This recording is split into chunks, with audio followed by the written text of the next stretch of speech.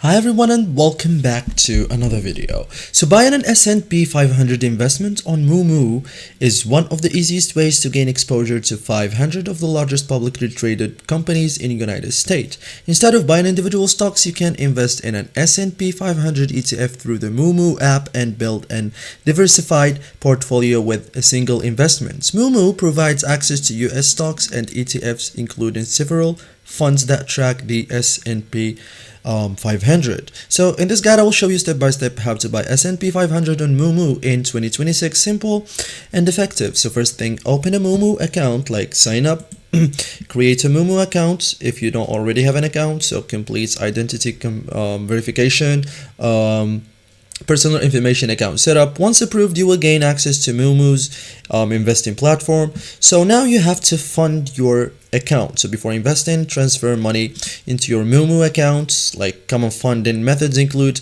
bank transfer, wire transfer, linked bank account deposit. So tap account, select deposit fund, transfer money from your bank accounts, wait for the funds to become available.